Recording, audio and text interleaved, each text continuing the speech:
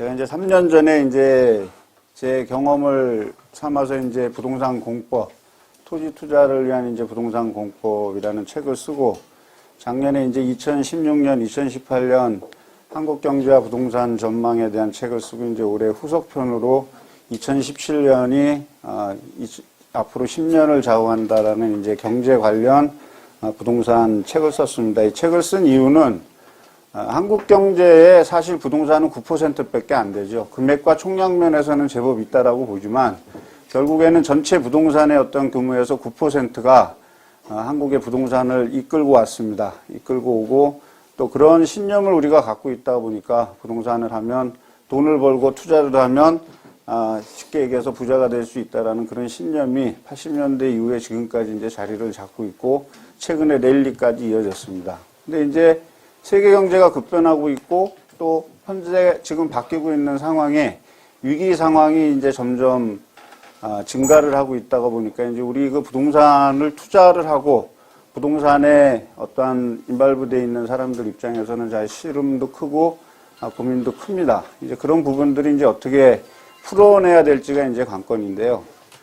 제가 이제 한국외환은행하고 이제 한국외환은행의 그 과장급서부터 이제 지점장급들의 어떤 부동산 투자 대출에 대한 자문과 교육을 하면서 이제 얻은 경험과 그다음에 이제 건국대 부동산 아카데미에서 이제 디벨로퍼 과정이라든지 경배 과정을 한 8년 동안 강의하면서 이제 거기에서 얻어진 경험을 바탕으로 해서 이제 책을 썼습니다. 뭐 오늘 책을 홍보하러 온 건 아닌데 어쨌든 제가 생소하니까 이제 제 이력에 대해서 이제 간단히 말씀드리면 이제 요 정도로 하고 이제 본 강의를 시작하기로 하겠습니다.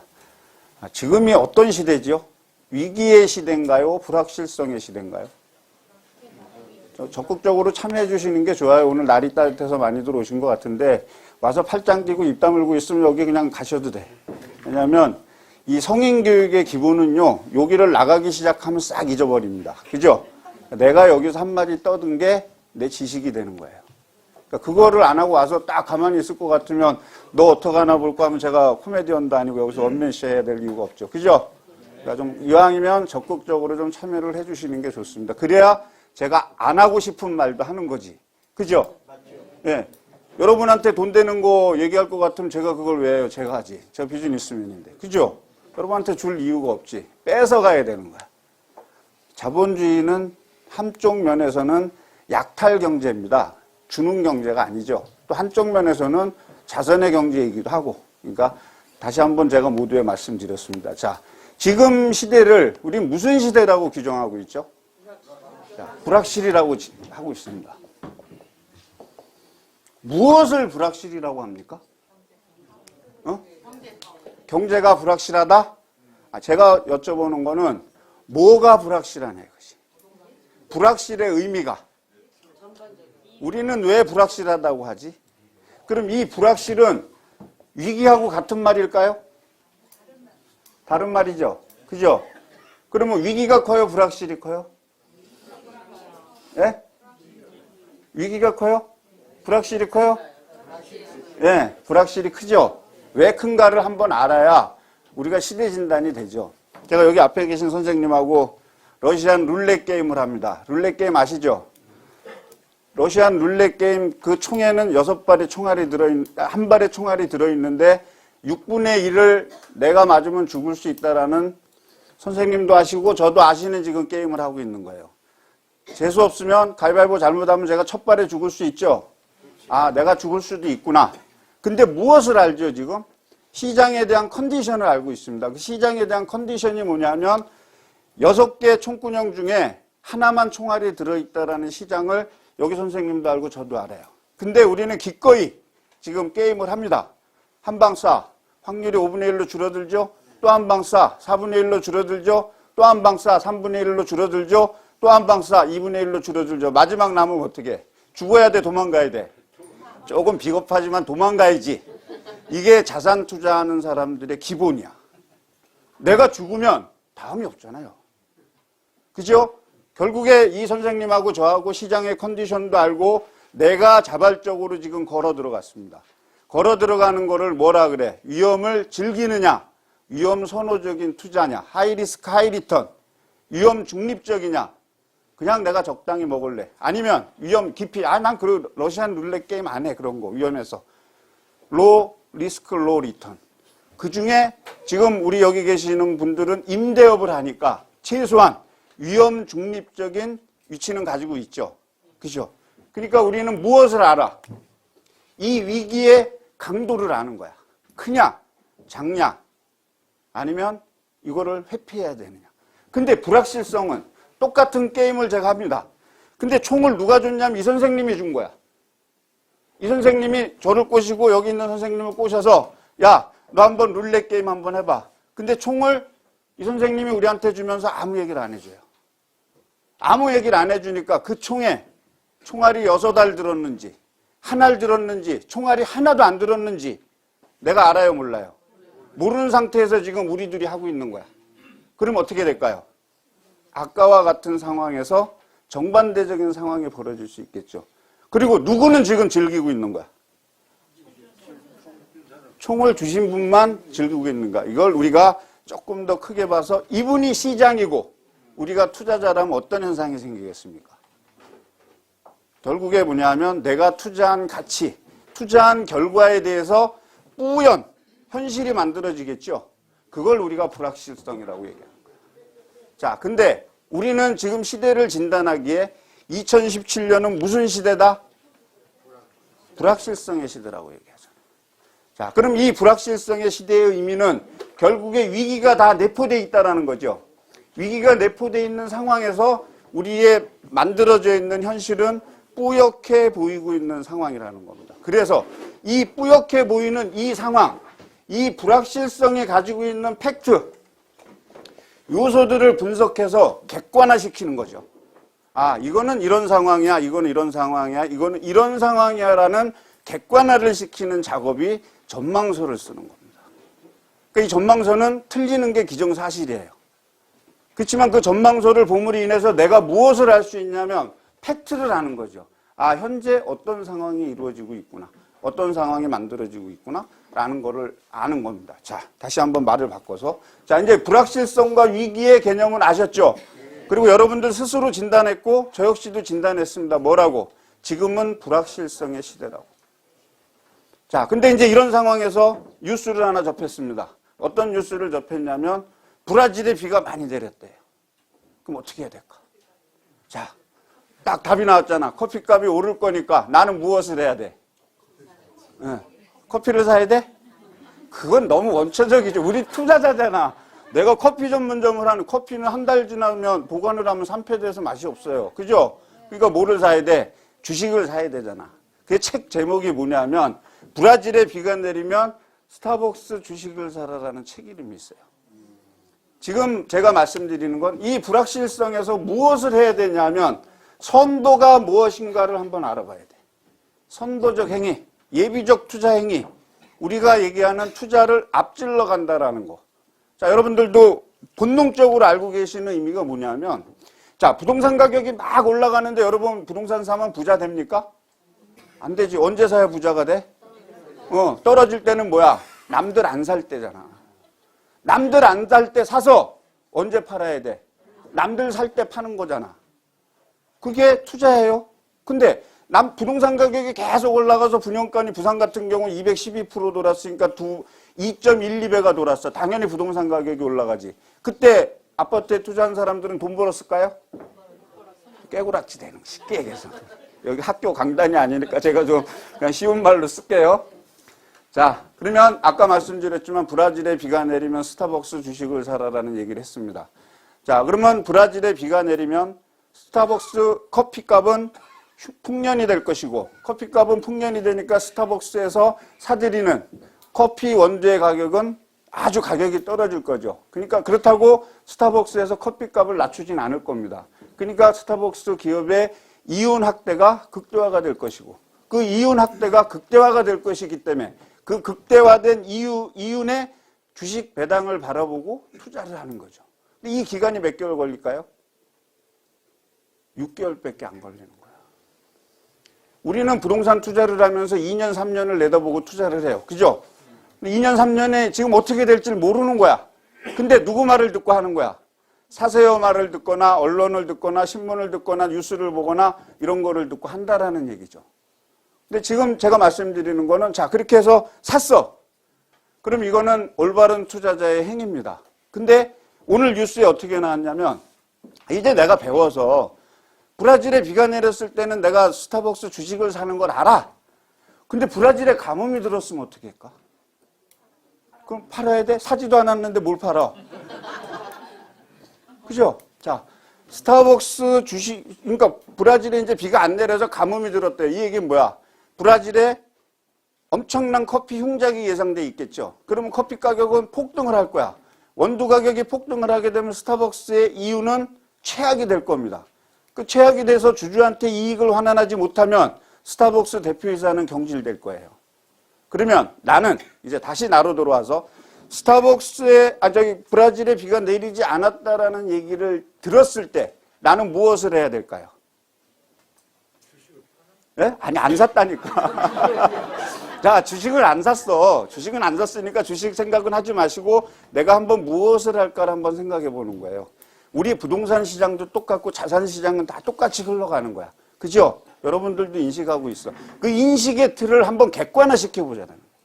지금 팩트를 가지고 객관화를 한번 시켜보는 거예요.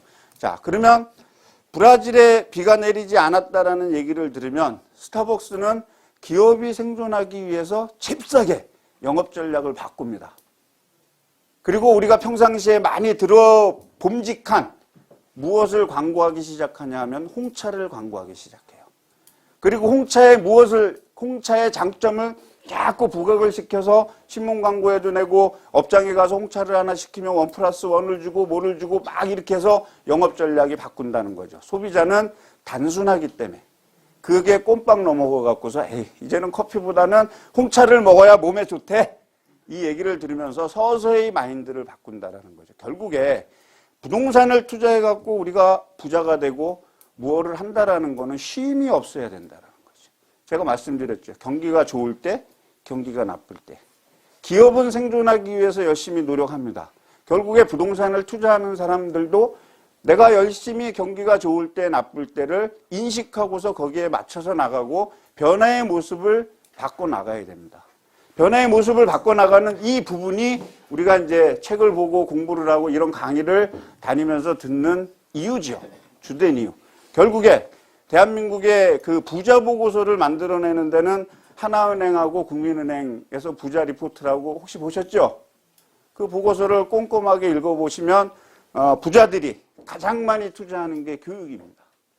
부동산 교육. 부동산 교육이 되든 재정 교육이 됐든 무슨 교육이 됐든 이런 교육에 투자하는 이유는 아까도 말씀드렸지만 객관성을 띠기 위해서 하는 거죠. 부동산은 절반은 광풍으로 돌아가고요. 절반은 이성으로 돌아갑니다. 근데 진짜 부자가 되는 사람은 이성을 가지고 있는 사람이지 광풍에 휩쓸리는 사람은 부자가 안 되는 거죠. 세계적으로 유명한 과학자 하나가 쪽박을 찬 사건이 있습니다. 그 사람이 누구냐면 여러분들도 잘 아는 만류인력 법칙을 발견한 뉴턴이라는 과학자예요. 이 뉴턴이라는 과학자는 영국의 조폐공사의 조폐공사 청장을 지냈고 만류인력 법칙을 발견해서 어마어마하게 명성을 얻고 이렇게 했는데 이분이 남해 미시시피 투자를 해서 성공을 합니다. 처음에 1원을 투자해서 100원을 벌었죠. 이게 내가 하늘의 별만 봤는데 이거 별만 보고 살다가 별천지가 지금 어디에서 구현이 됐습니까? 땅에서 구현이 된 거. 내가 졸지에 평생 받았던 돈을 한순간에 한 방에 버는 거죠. 그러니까 이건 잘못 사는 거야. 그리고 전 재산을 올인한 겁니다.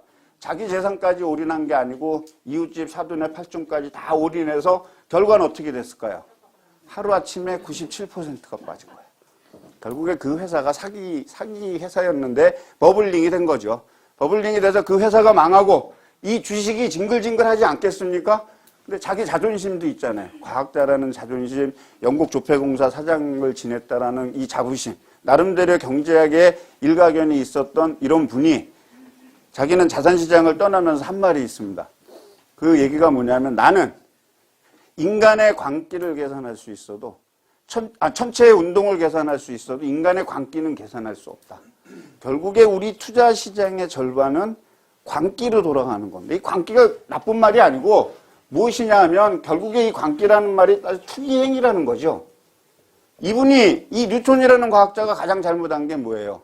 자기가 가지고 있는 이 사실을 팩트화시키지 못했다라는 겁니다. 그리고 단순하게 무엇에만 가지고 그 결과만을 가지고 그 결과에 올인했다라는 거죠. 지금 누구를 보면 이런 생각이 들을까요? 최근에 한국에서 벌어진 2015년, 2016년도에 LTV DTI 70%를 받고 그리고 내 돈 조금 들여서 집을 사신 분들 얼마일까? 2014년, 2015년, 2016년 12월까지 도대체 집입니다. 주택을 산 사람이 얼마일까요? 공부들 안 하네. 그냥 가지고 있는 건물 그냥 임대료 내면 내가 돼요? 그렇게 해서는 생존이 안 되지. 309만 가구요. 그중에 절반이 아파트예요. 왜 2017년, 2018년이 위험하다고 하는 얘기는 우리가 조금 들어야지. 그죠? 왜? 이 주택가격의 하락은 바로 어디로 연결되니까? 상가용 건물로 연결될 것이고 상가용 건물로 연결된 다음에는 어디로 연결되니까? 거래 실종으로 연결될 거예요. 그러니까 우리는 어떻게 해서든지 이 부동산 경기를 살려야 돼요. 근데 한국 사람은 일본이나 미국하고 틀리게 무슨 부동산에 열심히냐 하면 주택에 열심히 하는 거예요. 특히 그중에 아파트. 그러니까 우리는 아파트가 전부예요. 그중에 일부분이 상가 투자를 하고 일부분이 공장에 투자하고 토지에 투자하고 이렇게 되는 거죠. 결국에 주택의 대세가 부동산의 가격을 결정하는 시대가 온다라는 거. 자, 불확실성에서 선도적인 행위가 어떤 것인 것까지 우리가 지금 파악을 했습니다. 그리고 어삼 얘기가 됐죠. 자, 그러면 이 지금 작금의 현실에 있어서 우리가 부동산을 판단하는 기준이 있어야 되지 않습니까? 그 기준이 없으면 내가 시장을 읽을 수 있는 방법이 없잖아요. 그죠? 그게 뭘까요? 자, 여러분들이 생각하는 부동산 판단 기준은 뭡니까? 뭐 대표적으로 세 가지만 어느 분들이 좀 얘기 좀 합니다. 있는 곳에서 내가 투자한 거에 몇 프로의 나의 그 소득 임대소득 따져보고 네, 임대소득 그다음 그러니까 임대소득이 주라는 말씀이시죠? 예. 자, 그럼 또 다른 분. 장래성. 그냥 수익성. 장래성. 그러니까 장래성. 그러니까 자산 가치가 얼만큼 증가할 거냐. 그죠? 황금성. 자, 이거는 우리가 부동산을 가지고 있으면서 임대 수익이 몇 프로냐? 어디서 얘기해 주죠? 공인중개사 사무실에서 계약서 쓸 때 얘기해 주잖아. 사모님 이거 사시면 최소한 수익률 7%는 납니다. 가로 열고 조그맣게 써주죠. 세전 수익입니다. 그죠? 세후 수익은 내가 따져봐야 돼. 그죠? 자, 알아. 사전에 알 수 있어. 장래성은 뭐로 판단해요? 여기가 강남이니까 강남에 있는 부동산? 이면 장래성이 많을까? 예? 국가정책? 자, 국가정책. 국가정책이 판단 기준이다. 또 다른 의견 있으신 분? 없어요? 자기 느낌이죠. 자기 느낌? 그러니까 이제 감각. 감각이다. 뭐 있을 수 있습니다. 또 이제 다라고 보죠. 시간 관계상 오늘 뭐 이게 한정 없는 게 아니라 1시간 반밖에 안 돼. 그러니까 자, 그리고 황금성. 자, 또 다른 의견.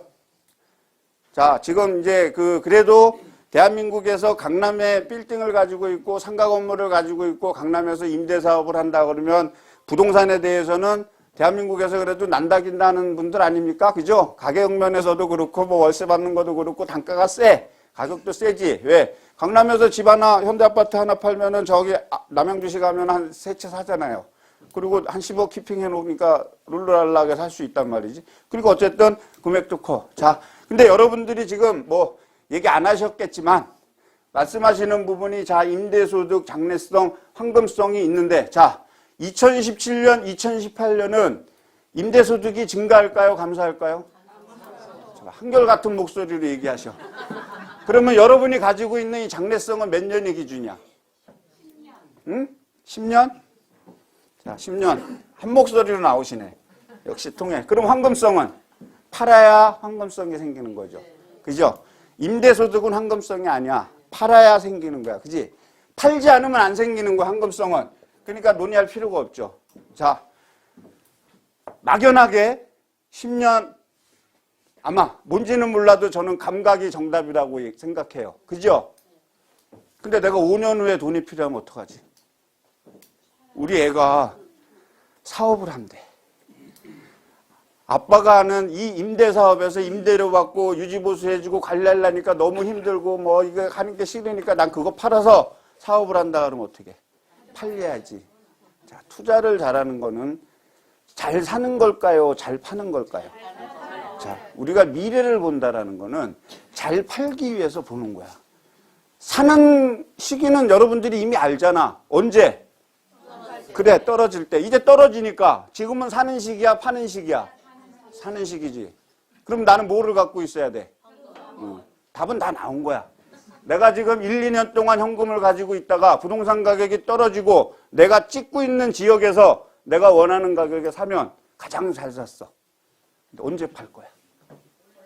올라갈 때? 그 올라갈 때 어떻게 판단하냐 이거지. 남들이 막 사니까 그때까지 내가 가지고 있으면 돼. 그렇죠. 그러니까 그 경제가 올라가는 게 나한테는 뭐가 되는 거야? 객관적 지표가 되는 거죠. 제가 말씀드리고 싶은 거는 그 객관적 지표를 읽을 줄 아는 사람이 결국에 무엇이 된다라는 거예요? 부자가 된다는 거예요. 그 객관적을 읽지 않고 막연하게 지금 선생님처럼 감각에 의존해서도 버는 사람이 있어. 그 사람이 최고지. 왜냐하면 공부를 가장 잘하는 방법은 있잖아요. 아무리 내가 열심히 공부를 하고 밤을 새워서 공부를 하고 뭐를 해도 있잖아요. 방금 전에 본 놈은 못 당하는 거야. 그 방금 전에 내 쉬는 시간에 잠깐 봤는데 거기서 시험 문제가 다 나왔으면 어떻게 돼요? 100점 되는 거야. 그래서 방금 전에 본 놈이 최고인 거야. 그럼 부동산에서 투자하는 분은 어떤 분이 최고일까? 방금 전에 찍은 분이 제일이죠. 그 감각은 학습되는 거지 학습되지 않은 상태에서 나오지 않는다라는 거죠. 이해되시죠? 자, 그러면 이제 이거는 제가 말씀드렸지만 부동산의 시장을 같이 판단하는 기준이 아니라는 거예요. 그리고 이제 우리는 한국이라는 이 사회가 너무 이제 글로벌틱해졌어요. 우리나라의 기업의 대부분의 주식은 외국계 기업들이 가지고 있고 외국계 펀드들이 가지고 있고 그럼 한국의 주요 건물들은 다 외국인들이 사들이고 있고 지금도 연일 외국인들이 사들이고 있어요. 이거는 한국 부동산이 오른다 떨어진다의 문제가 아니라 글로벌화되는 그냥 과정일 뿐이야. 여기에 우리가 일희일비하고 좋아하고 싫어할 이유가 하나도 없다라는 얘기예요. 무슨 말씀인지 아시죠? 결국에 나만의 여러분들이 오늘 1월 6일 날 여기에 오셔서 제가 오늘 외부 첫 강의가 진짜 처음이에요. 진짜 처음이고 그동안 공공기관 아니면 저는 거의 강의를 안 했습니다. 근데 오늘 어떻게 하다가 보니까 제가 왔기 때문에 좋은 기회를 얻으신 거야. 이 좋은 기회를 제대로 잡으셔야 돼. 뭔 말인지 아시죠? 네. 이제 눈이 좀 반짝해. 아까는 뭐 팔짱 끼고 뭐 하고 팔짱 끼고 뭐 하고 막 그러더니 이제는 이제 조금 이제 좀 다가섰어. 저 이게 좋습니다. 그래야 제가 여러분들하고 대화가 되는 거예요. 그죠? 자, 그러면 이 팩트를 내가 부동산을 판단하기 전에 시대적인 의미를 한 가지만 하고 주차 관계 때문에 4시에 잠깐 쉬어달래서요. 5분만 쉬겠습니다. 원래 3시간을 제가 안 쉬고 해야지 조금 주제가 전달되는데 뭐 오늘 어쩔 수 없네요. 자, 지금의 시대를 불확실성의 시대라고 얘기하지만 또 다른 말로는 무슨 시대라고 얘기할까요? 뉴노멀이라고 얘기하잖아. 많이 들어보셨죠? 요새는 하도 강의하시는 분들이 이 PDF를 많이 써서 이 칠판 이런 게 좀 컨디션이 안 좋아요. 자, 뉴노멀이라 그래요. 뉴노멀이 뭘까요? 네? 뉴노멀이 우리가 지금 알고 있듯이 나쁜 의미일까요? 좋은 의미일까요? 뉴노멀이. 예? 그렇죠. 좋은 의미인데 우리는 나쁜 의미를 쓰고 있어. 그게 문제야. 자, 지금 여기 계신 분들은 제가 이제 뭐 저보다 이제 한참 연배 들이신 것 같아. 그러니까 세상이 바뀐 게 뭐냐면 오래 사신다는 거야. 그죠? 오래 사시다 보니까 과거에 비해서 인생을 2번 사는 거예요. 그죠? 근데 제가 젊었을 때 세상이 바뀌었으면 얼마나 좋았을까. 근데 이제 내가 세상에서 나이가 들어가는데 세상이 뒤집어지고 있는 거예요. 이 세상이 뒤집어지고 있는 딱 말을 표현한 게 뉴노멀이라는 것이. 예전에 보험하시는 분들이 9988-234 아버님, 어머님 9988-234입니다. 그게 뭔데요? 99살까지 팔팔하게 사시다가 2-3일 앓고 그리고 사흘 만에 돌아가세요잖아요. 근데 지금은 의료기술이 발달되고 뭐가 발달돼서 9988-231이에요. 그럼 뭘까? 네? 자, 99살까지 팔팔하게 살다가 2-3일 앓고 다시 일어나자. 근데 그 다시 일어나는 게 내 의사예요? 병원의 의사예요? 병원의 의사야. 나 의사하고는 상관이 없어. 내가 건강하게 살아야 되는 이유가 바로 거기에 있는 겁니다. 내가 병원에 누워 있어서 100살까지 살면 누구만 부자 돼? 그리고 내가 벌어놓은 거는 다 어떻게 돼? 제가 이제 올해 54입니다. 한참 젊죠? 54인데 우리 애가 지금 26이에요. 제가 30년 후에 84살이에요. 우리 애가 56입니다. 제가 100살이에요. 16 더붙으면 16 더붙으면 어떡합니까? 72살이에요. 제가 72살 아들한테 봉양을 받아야 되는 거야. 가능할까요? 불가능할까요? 불가능한 거야. 이미 그 시대가 시작이 된 거야. 이게 장수국가가 되는 거예요. 마냥 고령사회가 좋은 것만은 아니라고 저는 생각합니다. 적당히 살다가 90대 죽어주면 얼마나 좋아. 90대신 분들 죄송합니다. 강의하는 거니까 너무 이렇게 감정을 갖지 마시고. 자, 근데 나는 제가 곰곰이 저를 한번 생각해 봤어요. 28살에 대학을 졸업하고 회사를 취직해서 지금 54시니까 한 26년 사회생활을 한 거예요. 그죠? 26년 사회생활한 게 요게 다야. 뭐 재산으로 따지면 뭐 조금 있겠지만 아직 불안정한 거고 결국에 내가 26년을 다 했는데 앞으로 제가 소득이 떨어지는 이 세월을 100살까지 산다 그러면 46년을 살아야 돼. 결국에 26년 동안 벌어서 46년 동안 조금씩 갚아나가면서 사는 게 우리 고령화 사회에 제가 가지고 있는 모습이고 여기 계신 여러분들이 가지고 있는 모습이에요. 근데 나이가 들어서 할 수 있는 게 있을까요? 네. 종이 줍는 것도 치열하고요. 경비가 되는 것도 프리미엄이 붙고요. 청소도 쉽지 않고 아무것도 할 수 있는 게 없어요. 연금 뭐 언제 뻐그러질지 모릅니다. 개인보험 언제 뻐그러질지 몰라요. 유일한 대비책이 뭐야? 응? 현금하고 부동산이야. 이거 없으면요. 한국 사회에서 부동산은 매우 중요합니다. 여러분들이 부동산 공부는 1년 365일에도 부족해. 왜? 여러분들 머릿속에 있는 생각과 전문가들의 머릿속에 있는 생각과 세상이 돌아가는 건 틀려요. 그죠? 여러분들은 자꾸 그거를 벤치마킹을 하면서 내가 자꾸 해야지.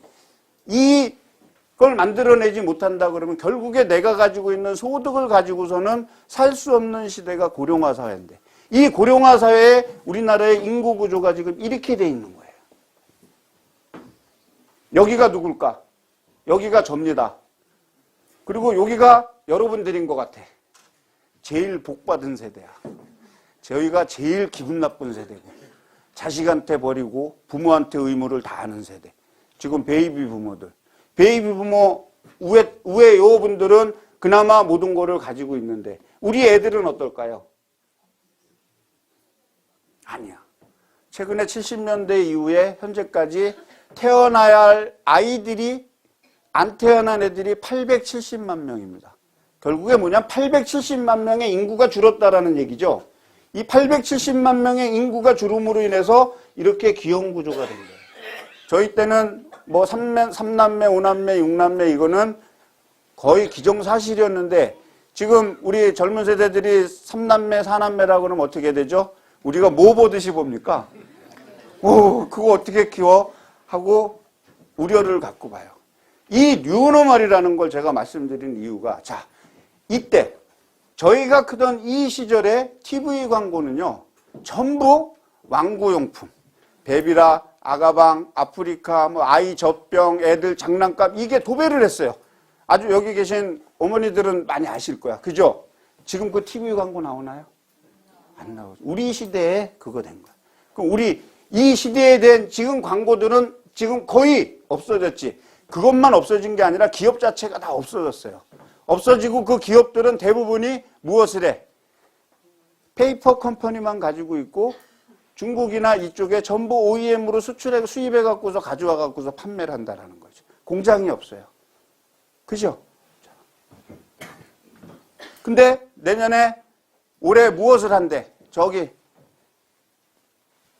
용인 자연농원하고 이쪽으로 가갖고서 뭐를 한대? 무인 자동차를 운영한대죠. 기사 아저씨 한 명이 또 날아간 거야. 직업이 없어지고 있는 거야. 자, 택배는 뭘로 간대? 드론으로 간대. 드론으로 간대. 그럼 뭐야? 택배 한 차가 없어진 거야. 뭐냐면 우리가 오래 살면서 무엇이 없어지는 시대에 지금 살고 있는 거예요. 직업이 없어지는 시대에 살고 있는 거야. 일자리가 그렇게 해서 힘든 거야.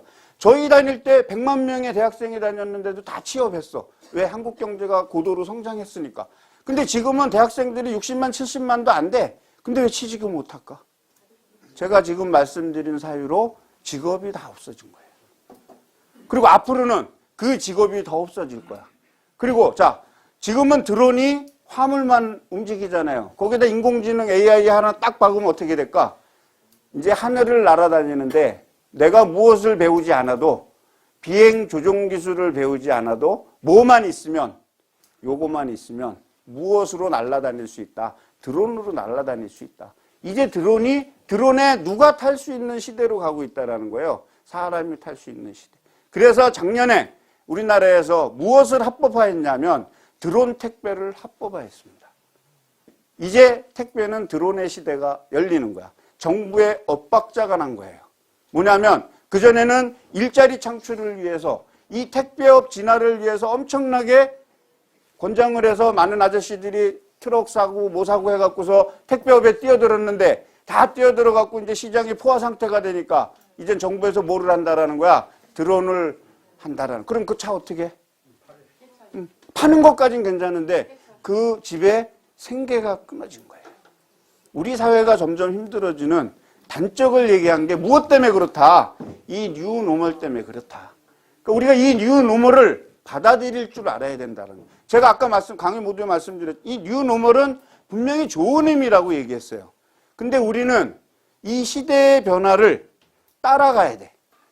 따라가면서 일정 부분에서는 앞서려고 노력을 해야 된다는 거죠. 그 시대, 우리가 얘기하는 언론이나 신문에서 심심치 않게 드러나고 있는 패러다임의 변화, 인식의 변화가 필요한 시대에 살고 있다는 거죠. 그 인식의 변화가 가장 요동치는 시기가 한국 경제의 어려운 시기하고 맞물려 있는 게 2017년, 2018년이라는 거죠. 그러니까 지금 내가 가지고 있는 부를 조금만 아차 잘못하면 어떻게 되겠어요? 아마 여기서 한 300억 이상 가지고 있는 사람은 괜찮아요. 그 사람들 한국 경제가 어떻게 돌아가든 아무 상관이 없어. 오늘도 외국 가도 되고 내일도 외국 가도 되고 모레도 외국 가도 돼. 아무 상관없어. 근데 한 100억 미만은 제가 내 게 아니라니까 아직. 100억 미만. 그러니까 그거는 5분만 쉬었다가 할게. 저는 안 쉬려고 그랬더니 이것도 해야 된다니까 잠깐 하고 용변을 보거나 차량 문제가 아니라면 인나지 마세요. 그리고 막간을 이용해서 질문을 받을 테니까 그 질문 있으신 분 하시고. 자, 그래서 이 뉴노멀이 시대가 바뀌는 당이라고 제가 말씀을 드렸습니다. 바뀌는 건 당연하기 때문에 당연히 받아들이는 거야. 그럼 우리가 당연히 받아들이는 걸 경제적으로 한번 얘기해 보자고요. 저금리 당연히 받아들여야죠. 저성장 당연히 받아들여야지. 한국 경제 저성장되고 저물가 시대 우리는 인플레가 좀 많이 되기를 원하잖아. 그래야지 돈이 되잖아요.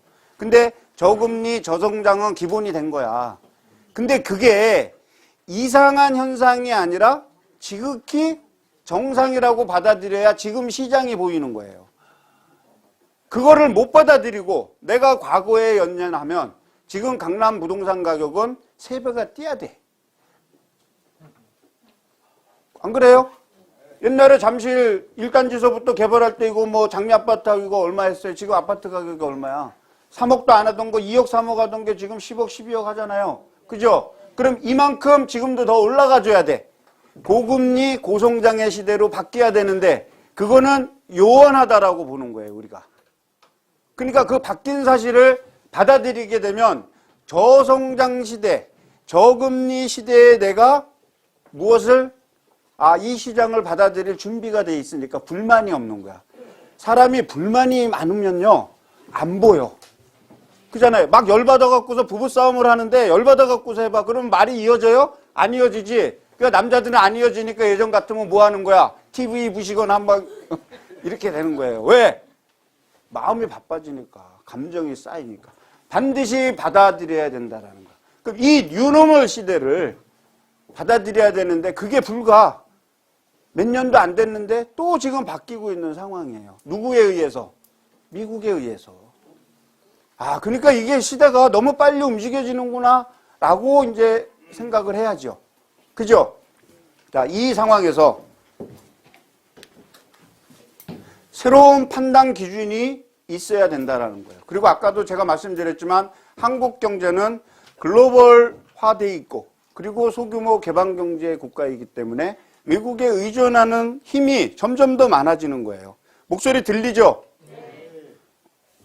그래서 이 부분을 우리가 판단하는 기준을 가지고 있어야 된다는 거예요. 그러니까 여러분들이 딴 거는 몰라도 내가 부동산을 판단함에 있어서 반드시 제가 지금 말씀드리는 한 서너 가지는 금과 옥조처럼 여기시라는 거예요. 그죠? 첫째, 환율. 두 번째, 금리. 그 다음에 정부 정책의 신뢰. 그 다음에 네 번째, 전세 가격과 주택 가격 변화. 나는 주택 안 살 건데 이게 아니고 제가 말씀드린 이 주택의 가격 변화는 무엇에 영향을 미치니까 우리가 얘기하고 있는 내가 가지고 있는 상가 건물과 오피스텔에 영향을 미치니까 적어도 가격의 변화의 흐름 정도는 알고 있어야 된다는 얘기죠. 그래야 내가 어디에 휩쓸리지 않는 거야. 광기에 휩쓸리지 않는 거야. 그래야 시장을 객관적으로 판단할 수 있다는 겁니다. 오늘 어제 신문에 났죠. 삼성전자가 G7이 망가졌음에도 불구하고 9조 몇천억이 되는 돈에 사업 수지 이익을 냈다. 사실 그럴까요? 무엇 때문에 그랬을까? 환율 때문에 그런 거야. 작년에 9월에 1,090원이었어요. 1,070원. 이게 지금 얼마야? 근데 신문에서 싹 뺀 거야. 왜? 전 반정부론자가 아닙니다. 경제적으로 제가 말씀드리는 거야. 왜 뺐을까? 환율 효과라고 그러면 그렇죠. 그러니까 빼버리고 삼성은 가만히 앉아서 얼마를 벌은 거야? 물건 하나 팔 때마다 2달러 가까이 벌었잖아요. 그죠? 110원 정도. 110원 정도의 조 단위로 계산해봐. 9조 10% 얼마야? 9천억. 딱 계산해봐요. 집에 가서. 맞구나. 결국에 삼성이 기업을 열심히 해서 번 게 아니네. 환율 효과네. 그 대신 1조 원만큼 누가 죽었을까? 여러분과 내가 죽은 거야. 우리는 뭐니까? 중소자영업자니까. 수입에 의존하거나 이런 사람들은 망가진 거예요. 이것이 환율이야. 제가 영등포 물레동에 가면 에이스시티2라고 지식산업센터 15층짜리 있어요. 혹시 가보신 분? 강남에 사시는 분은 그쪽 잘 안 쳐다보더라고. 제가 그걸 4년 동안 사업을 했어요. 사업을 해서 650호를 팔았습니다. 650개 호를 팔아서 100% 분양했어요. 최근에 부동산 경기 무지 좋았잖아요. 좋아갖고 사업 외형으로는 1870억. 그리고 저기 프로젝트 파이낸싱을 해갖고서 그 어렵다는 프로젝트 파이낸싱에서 4년 만에 딱 12월 31일, 2016년 12월 31일 날 사업 청산을 딱 했습니다. 떼돈 벌었을 것 같죠? 다시는 안 하려고요. 제가 펀딩을 해서 그거 모았을 땐 한 200억 정도 남을 거라고 생각했거든요. 네 사람한테 투자 받아갖고서 해서. 결국 70억밖에 안 남았어. 뭐 나누니 뭐가 있어요. 그죠? 그러니까 뭔가 이렇게 한번 두들겨 봐야 돼. 주택 가격이 팍 떨어졌을 때 NPL로 주택을 샀습니다. 그러니까 부동산 경기가 막 뜰 때 팔았어. 팔고 뭐를 샀냐면 달러를 샀어요. 달러를 얼마에 샀냐면 970원에서 1050원일 때 샀어요. 저는 요새 행복할까요? 불행할까요? 저게 내가 4년 동안 시행사고 한 거보다 이익이 더 많아. 제가 왜 보라고 얘기하냐면 저는 네이버에서 제 이름 치면 뜹니다. 그러니까 제가 허튼 소리 하는 사람은 책도 쓰고 제 양력하고 다 들어있어요. 그러니까 왜 이런 현상이 생겼을까요? 나는 오로지 부동산만 보고 있는데. 그지? 아까 얘기했잖아. 브라질에 비가 내리면 커피를 살 것인지 브라질에 비가 안 내렸을 때는 홍차를 살 것인지 생각하라 그랬죠. 경기가 좋으나 나쁘나 항상 시장은 무엇이 있다? 틈새가 있다. 그 틈새를 보는 눈을 키우라는 거예요. 틈새를 보는 눈. 지금과 같이 경기가 불안해지면 무엇이 요동을 칠까요? 왜 환율이 요동치는지에 대해서 이제 제가 설명을 할게요. 귀를 쫑긋 세우고 들어보세요. 1월 20일 한국 시간으로 새벽 3시 무엇이 있죠? 트럼프 취임. 그리고 2017을 써야지. 2017년 3월엔 뭐가 있죠? 브렉시트. 현실화. 지금 상반기 스케줄을 말씀드리는 거예요. 4월엔 뭐가 있죠? 여러분이 가장 중시해야 되는 게 이 4월입니다. 이 4월에 뭐가 있냐면 미국의 상반기 환율 조작국 지정이 있어요. 우리는 유력할까요? 유력하지 않을까요? 어떤 놈들 때문에 더 유력할까요? 중국 애들 때문에 더 유력한 거야. 그래서 가장 변동성이 크다라는 거야. 2017년이 상반기에. 자, 이때 뭐가 있냐면 환율 조작국이라고 돼 있죠. 그러면 이 환율 조작국의 리스크를 얘기하려면 2016년이 어떻게 됐는지 알아야 되잖아. 그죠? 자, 2016년으로 다시 돌아옵니다. 2016년으로 돌아와서 2016년 미국은 4월하고 10월 두 번 환율 조작국을 지정합니다. 여기 또 한국도 들어갔고 중국도 들어갔어요. 여기도 마찬가지로 한국도 들어갔고 중국은 빠져야 되는데 집어넣었어요. 미국이 환율 조작국을 지정하는 조건이 세 가지입니다. 첫째, 대미 흑자액이 200억 달러 이상이어야 한다. 근데 한국은 지난 10월에 대미 흑자액이 320억 달러 했어요. 120억 달러가 초과됐잖아. 자, 2017년 4월에 환율 조작국 지정을 회피하기 위해서 120억 달러가 되는 무역 흑자를 줄이려면 우리 환율이 올라가야 됩니까? 내려가야 됩니까? 반토막이 나야지. 그죠? 반토막이 나면 대기업 어떻게 되죠? 다 망하지. 그러니까 이거는 불가능한 거야. 그죠? 확실하죠? 그러니까 1번 조건은 우리가 맞출 수가 없어.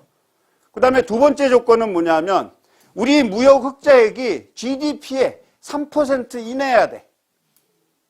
근데 10월에 몇 퍼센트 했냐면 8.7%야.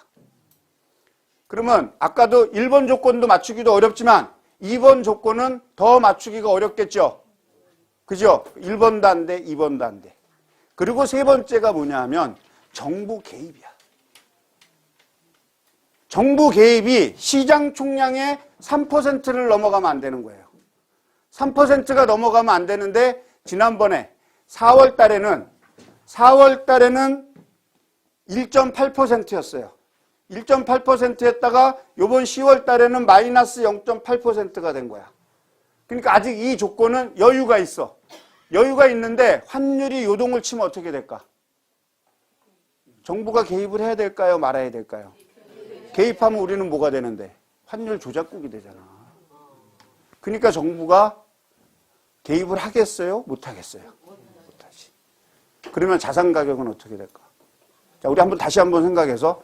자, 환율이 오른다라는 의미는 1,000원에서 1,200원이 됐어. 그럼 부동산 가격은 어떻게 될까? 1,000원에서 1,200원. 우리 한번 잘 생각해 봐요.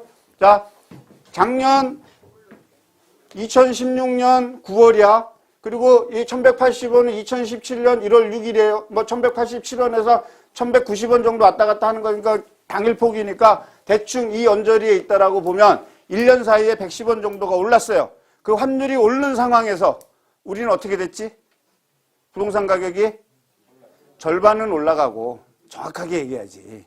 절반은 올라가고 절반은 보합 내지는 떨어지면서 거래가 줄어드는 상황이죠. 이게 부동산 공부하는 사람의 얘기지. 올라갔다고 단순하게 얘기하면 그렇잖아요. 그죠? 자, 그렇게 지금 이렇게 됐어.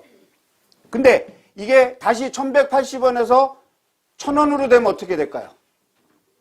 부동산 가격이 올라갈까 떨어질까? 그죠? 이제 머리가 좀 복잡해져요? 한 가지 팩트를 정확하게 읽어내면 나는 신이 될 수 있는 거예요. 여러분도 똑같아요.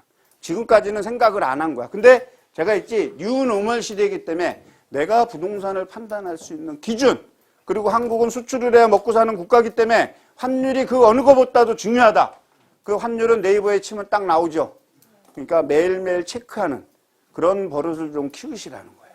자, 일반적으로 환율이 떨어지게 되면 부동산 가격도 동반적으로 하락을 합니다. 근데 3월에, 4월에 우리가 환율 조작국을 지정하지 않기 위해서 환율 방어를 못해. 환율 방어를 못하면 올라갈까요? 떨어질까요? 이제 올라가지. 환율이 불안해지고 환율이 올라가지. 그럼 부동산 가격은 어떻게? 원래는 올라가야 되잖아. 원래는 올라가야 되는데 떨어진다니까. 왜? 내부적인 요인이 아니라 외부적인 환율에 의한 효과가 직격탄을 맞기 때문에 그래요. 그리고 우리는 환율 조작국을 회피하기 위해서 제가 말씀드렸던 3번 조건 외에는 지금 취급할 수 있는 방법이 없어. 3번 조건을 2% 미만으로 떨구는 유일한 방법은 정부가 환율 방어를 못하는 거예요. 환율 방어를 못하기 위해서 유일하게 해지할 수 있는 방법은 뭐예요? 스왑 거래를 많이 하는 거야. 근데 일본한테도 스왑 거래 거절당했죠. 뭐냐면 우리 운신의 폭이 점점 줄어드는 거야. 에이, 이 사람아 무슨 소리 하는 거. 우리나라 외환보유고가 4천억 가까이 4천억 달러 가까이 되는데 그거 방어를 못하겠어. 4천억 달러 며칠임 날라갈까요? IMF가 그래서 나온 거예요. 그리고 이 4천억 달러가 전부 현금일까요? 절반은 채권이야. 그 채권이 미국 채권에 연동돼 있으니까 미국 채권 팔기 위해서는 자산 손실을 감내를 해야 되니까 앉아서 수십억이 날아갈 수도 있는 상황이라는 겁니다. 공포 분위기 조성이 아니라 한국이 처할 수 있는 세 가지 요건 중에 세 번째 요건만 가지고 우리가 있기 때문에 할 수가 없다라는 거예요. 그러니까 4월을 유심히 보셔야 돼. 그리고 4월에 어떤 조건을 충족해서 우리가 관찰 대상국, 현재는 관찰 대상국입니다. 조작국이 아니고. 근데 트럼프가 뭐라 그랬냐면 내가 취임하면 중국은 무슨 일이 있어도 환율 조작국으로 집어넣겠다라고 얘기를 했어요. 근데 기준이 있는 거야. 중국은 제가 말씀드렸던 1번, 2번, 3번 조건에서 현재 1번 조건만 충족돼 있어요. 4월에는 1번하고 2번 조건이 돼 있는데 미국이 어거지를 부려서 집어넣은 거야. 원래는 3개 중에 2개가 돼야 되는데 3개 중에 하나만 됐으면 빼야 되는데 집어넣은 거예요. 중국은 유심히 지켜볼 필요가 있다. 그래서 넣었는데 자, 중국이 환율 조작국에 지정이 되면 지정되려고 하면 중국은 어떤 몸부림을 칠까요? 조금 어렵나요? 응? 응. 자, 중국은 네, 자타가 인정해주는 미채권 최대 보유국이에요. 무려 2조 달러 가까운 미채권을 보유하고 있다고. 자, 미국이 환율 조작국으로 지정할래? 그러면 어떻게 돼? 10%만 시장에 툭 던지면 미국 어떻게 될까? 또 할래? 툭 던지면 어떡할까? 그러니까 연기만 피우는 거예요. 연기만 모락모락 피울 거라고 보는 거야. 연기를 모락모락 피우려고 하는데 가장 인기 없는 최악의 대통령인 트럼프는 뭐가 필요한 거야? 실적이 필요하잖아. 우리가 아니길 바래요. 멕시코이길 바래. 멕시코이기를 바라는데 만약에 우리까지 걸고 넘어진다 그러면 이제 우리는 상반기 경제가 뭐 하나로? 환율 하나로. 그래서 여러분들이 2017년만큼은 환율에 대한 모니터링을 하고 그리고 환율에 대한 좀 지식을 좀 키우고 환율에 대한 책을 공부하는 게 무슨 공부를 하는 거예요? 부동산 공부를 하는 거야. 갑자기 어려워졌죠? 부동산이 어려워졌단 말이야. 자, 그 다음에 이제 브렉시트. 아직 메이 총리가 될지 안 될지 모르겠어. 한다 그랬는데 일단 가시화가 되면 쉽지 않을 겁니다. 그리고 올 상반기에 중국의 자본 유출. 이 자본 유출은 뭐냐면 중국의 위안화가 절상하고 있어요. 뭐냐면 중국의 위안화가 달러 대비 6.7 막 이렇게 돼서 올 한 7점 뭐 몇 가지 올라갈 거라고 지금 예측하고 있습니다. 왜냐하면 중국의 가치가 우리랑 똑같이 이렇게 올라가고 있다라는 얘기죠. 이 얘기는 중국의 수출업체한테는 유리하지만 중국의 내수 경기를 진작하기 위한 부분에서는 치명타죠. 그런데다가 올해 1인당 외환보유고를 5만 달러씩 가질 수 있게끔 하기 때문에 지금 환투기가 시작이 됐어요. 중국에서. 여러분들 보고 환투기를 하라는 게 아니라 환율을 가지고 시장을 읽으라는 거야. 무엇을 하기 위해서? 궁극적인 부동산을 내가 판단하기 위해서. 이해되시죠? 해도 돼. 근데 이때는 안 돼. 근데 브렉시트가 연기가 됐다. 1월서부터 4월까지 미국의 기준금리 인상이 안 된다. 그리고 4월에 환율 조작국 지정을 우리나라가 피해갔다. 라는 해피한 상황이 만들어지면 환율은 어떻게 될까요? 얼마까지 떨어질까? 그치. 1,000원에서 1,100원을 보고 있는 거예요. 그러면 내가 한 200원 뛰기로 들어가도 되잖아. 그죠? 너 어디서 사? 제일 중요한 거 어디서 사야지. 은행 가서 다 노출되잖아. 우리는 자금이 노출되는 거 싫잖아요. 그죠? 자금이 노출되면 막 필요 이상으로 헷갈려지고 달러 몇만 달러 몇십만 달러 샀다가 사고 팔고 이러면 그러니까는 다 집에다가 고이 모셔놓잖아. 그러니까 여러분들이 이제부터는 기동량을 해서 제가 여기까지 답을 올려드릴 수는 없어요. 얘는 공짜 강의거든 오늘. 자, 여러분들이 한번 공부를 해보시고 나중에 또 기회가 되면 한번 질문을 하시고 그죠? 스스로 찾는 게 가장 가치 있습니다. 자, 시간이 없으니까 환율은 여기까지 하고 그 다음에 이제 금리예요. 12월에 1년 만에 미 연준에서 금리를 올리면서 어떤 얘기를 했냐면 2017년에는 3회, 2018년에는 2회, 그 다음에 2019년에는 3회를 올려서 평균 2%대의 금리를 유지하겠다라는 게 미 연준의 발표입니다. 그러면 우리는 미 연준에서 세계를 상대로 했기 때문에 시차적인 조정은 있겠지만 미국이 금리를 그렇게 올릴 것이라는 거는 기정사실로 보고 있는 거예요. 자, 그럼 기정사실로 놓고 봤을 때 나는 어떤 대응을 해야 될까? 그러면 지금 마냥 한국의 이 저금리 상황이 해피할까? 해피해요? 벌써 미국이 금리 한번 올리니까 우리 어떻게 돼? 대출금리 올라가잖아요. 왜 그런 시장의 반응을 올까? 근데 제가 봤을 때에는 실제로 미 연준에서 금리를 인상한 영향은 아직 오지도 않았어. 이제 하와이쯤 왔을 것 같아. 시차를 두고 적응을 한다라는 거죠. 그 시차가 과거에 2번 올린 사례를 비교해 보니 6개월에서 1년이 걸리더라는 겁니다. 결국에 뭐냐면 미국이 2016년 12월에 기준금리를 인상한 이거는 한국 시장에 본격적인 영향을 줄 때는 언제다? 2017년 6월 이후가 될 것이다. 그래서 바라건대 미국이 2017년 6월 이전에 한 번 안 올렸으면 좋겠다라는 게 바람이에요. 왜냐하면 우리도 준비를 해야 될 시간이 필요하잖아. 이 준비를 해야 될 시간이 없이 연속적으로 3월에 올리든 4월에 올리든 올릴 것이라고 예측하는 게 미국이 금리를 올려야 미국 경제가 살아나. 그러니까 이제 트럼프는 딜레마에 빠지는 거죠.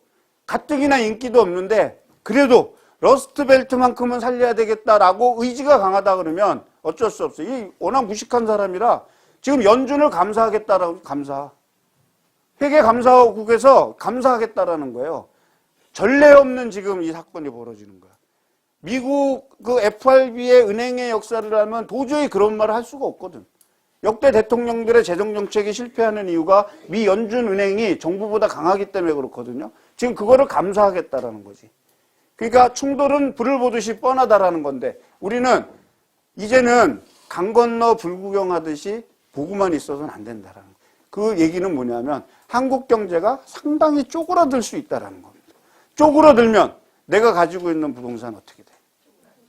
가격이 아까도 말씀드렸지만 10년 가지고 있으면 돼. 경기는 순환하잖아. 순환하니까 10년 갖고 있으면 오르든 뭐든 되는 거야. 근데 부동산은 얼만큼 올라줘야 해피해요? 적어도 물가 상승률보다는 높아야 되잖아. 고스란히 내 돈이면 돼. 근데 내가 50% 대출을 받았어. 50억짜리 빌딩에 25억 대출을 받아갖고서 25억의 이자를 지금 내고 있어요. 1%가 되든 2%가 되든 3%가 되든 이자를 내고 있는데 물가 상승률은 2%밖에 안 돼. 그럼 어떻게 돼? 나는 자산이 줄어들고 있는 거죠. 나중에 털어냈을 때 어떻게 돼? 세금 내고 나면. 야, 그래도 올랐는데 30억짜리가 40억 됐는데 그 10억은 함몰된 비용이라는 거죠. 기분만 좋은 거지 내가 결국에 투자를 해갖고 남는 돈이 아니라는 거죠. 근데 우리는 착시현상을 가지고 있는 거야. 올랐으니까 됐어. 그 착시현상이 없다라면 지금 이 시기에 부동산을 작년처럼 이런 경우에 프리미엄을 주고 적어도 사지 않았다라는 거죠. 근데 샀잖아. 샀어요? 재건축 이런 거? 뭐 샀다 그러면 할 수 없고 뭐 내가 그 뭐 연초부터 석 죽일 일은 없으니까 그거는 뭐 어쩔 수 없는 거고 각자 알아서 하세요. 자, 그렇게 돼서 이 금리가 저도 부동산을 하고 있지만 참 갑갑할 때가 많아요. 야, 저런 낚일 수 있을까? 저런 팩트에 낚일 수 있을까? 근데 낚이니까 그래서 좋은 거예요. 한국의 기준금리는 1.25%. 한국은행 총재가 얘기했죠. 이제는 금리를 낮출 수도 높일 수도 없다. 이제는 부채를 조정해라. 디레버리징을 하라. 그래서 부채를 옥죄겠다라고 이제 얘기를 했습니다. 그리고 미국의 이제 기준금리는 0.75예요. 그리고 0.5%밖에 차이가 안 나. 이게 몇 퍼센트를 차이가 나야 된다라는 정답은 사실 없습니다.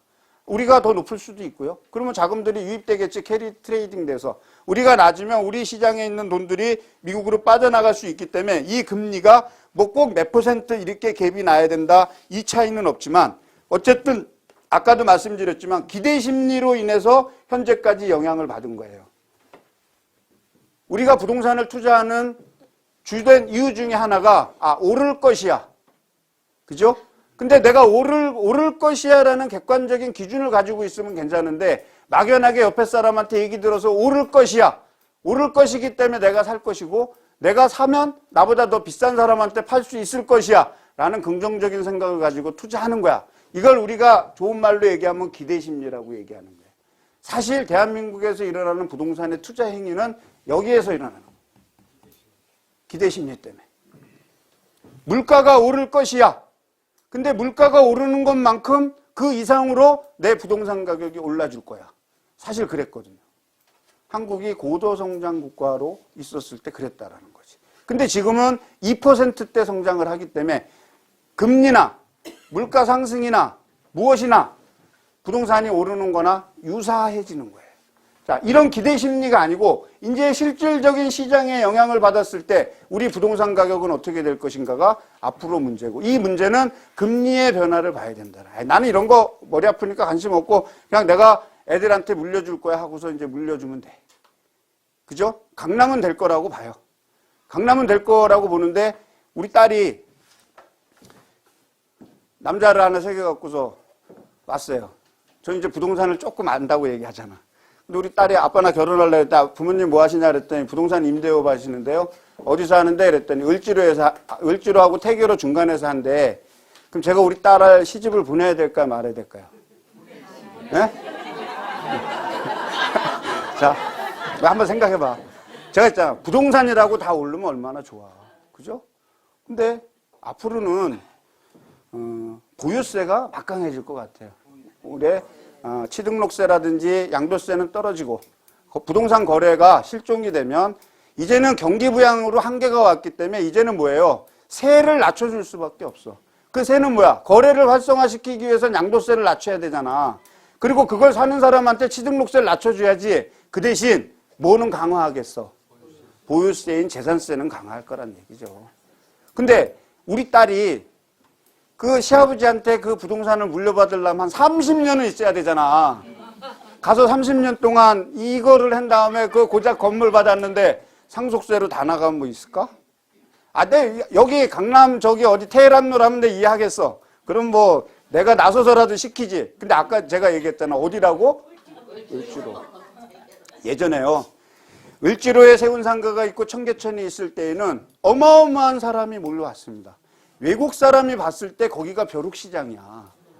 우리는 외국 가면 벼룩시장 가서 구경하잖아. 근데 우리는 그 벼룩시장을 없앴어요. 개발이라는 그걸로.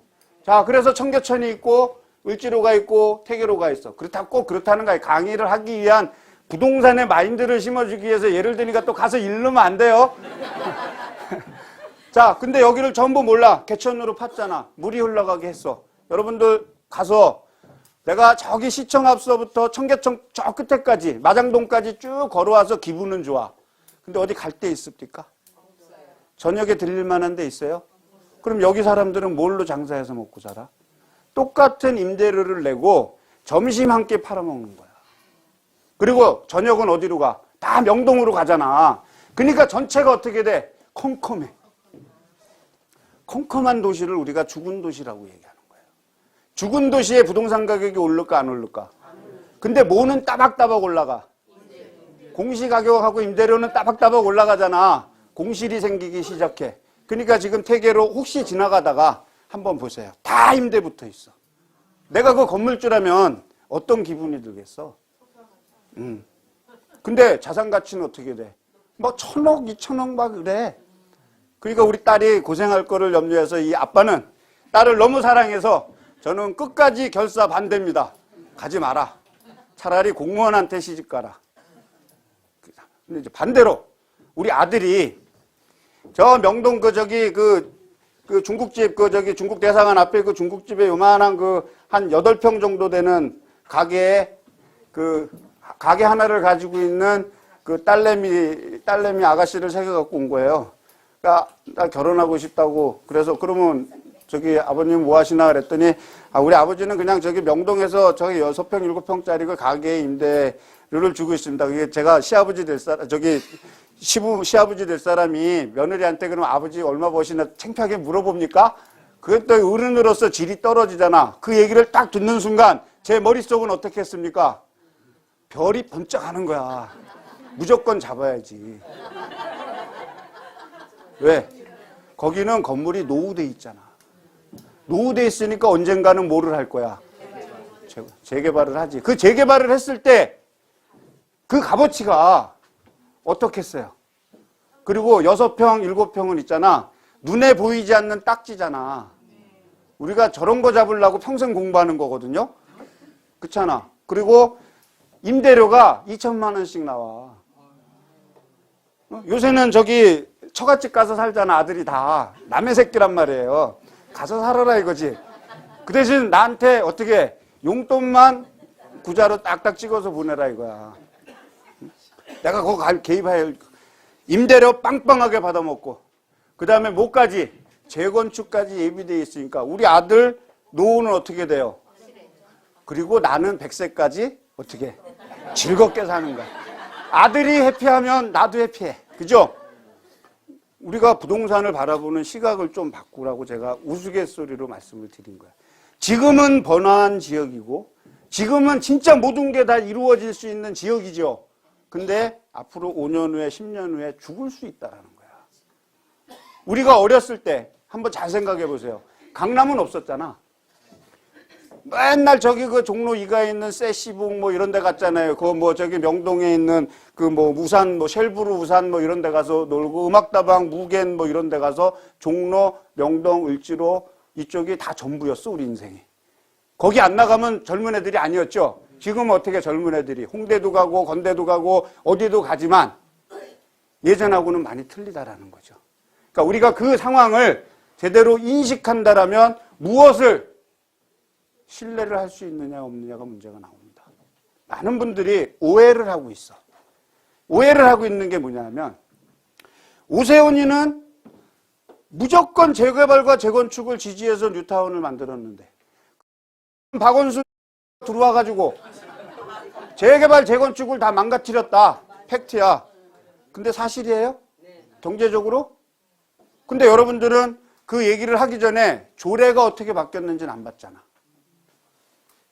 이 재건축을 있잖아요. 조례로 포기한 사람은 오세훈 씨야.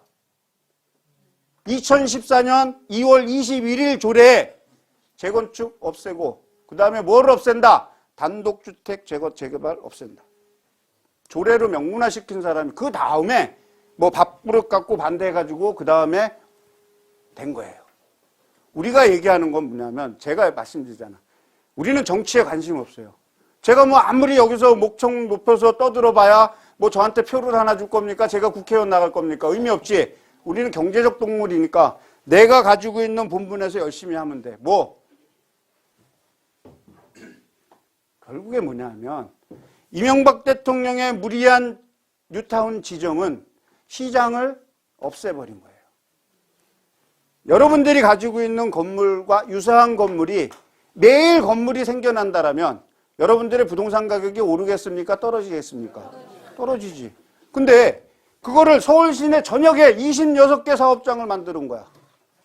그러면 어떻게 돼 시장이? 공급 과잉이 될까요? 수요 과잉이 될까요? 우리가 가장 해피한 상황은 무슨 상황인데? 수요 과잉 상황이지. 그래야 부동산 가격이 올라가지. 근데 생각해 보세요. 우리가 꿈이라고 얘기하는 반포, 개포 일부, 그 다음에 갔던 거는 잠실, 전부 몇 층이었어? 이걸 몇 층으로 만들었어? 어? 그러면 우리가 간단하게 뭐 용적률 복잡하게 생각하지 말고 법으로 들어가면 따져야 되지만 지금 우리 간단하게 생각해 봅시다. 5층이 35층이 됐죠? 근데 내가 5층짜리 하나 가지고 있는 나는 어땠을까? 집도 한 채 받고 돈도 받고 부동산 가격도 널뛰었고 다 좋지 해피했지. 왜 그렇게 해피했을까? 무려 700%를 줬잖아. 그러니까 100%는 원가야. 그리고 200%는 누구 거? 건설회사 거. 공사비가 있어야지 집을 짓지. 그 다음에 200%는 누구 거? 주인 거. 그러니까 한 채 주고 또 뭐 했어? 했지. 그리고 비용이 있어야 되잖아. 그러니까 한 층은 뭐야? 100%는 비용, 조합 비용. 그러니까 조합에 뭐가 없었어? 추가 분담금이 없었잖아. 그리고 오히려 뭐가 있었어? 청산금이 있어서 반환을 해줬잖아요. 집값만큼. 그거 원치 않는 사람은 1+1 줬지. 근데 지금 강남에 40년에서 박근혜 정부에서 30년으로 풀어줬죠? 풀어주면서 무슨 대상이 늘어난 거야 지금? 재건축 대상이 늘어났잖아. 기존의 재건축이 100만 채가 아니라 20만 채라면 40년에서 30년으로 줄어줌으로 인해서 시장엔 20만 채가 몇만 채가 된 거야. 3, 40만 채가 됐죠. 그런 상황에서 재건축 열풍이 부른 거야. 결과는 뻔하지 않아요? 아, 난 했는데 할 수 없고. 왜 지금 재건축이 법이 없어서 제도가 없어서 미비하다라고 생각하십니까? 그렇게 생각하세요? 네? 공급가인가 뭐냐면 제일 중요한 게 뭐냐면 사업성이야. 분양에 자신이 있어. 그 다음에 뭐에 자신이 있어? 비용이 나와. 뭐냐면 여기 아파트 예를 들면 안 되니까 저 멀리 있는 아파트를 예를 들어야지.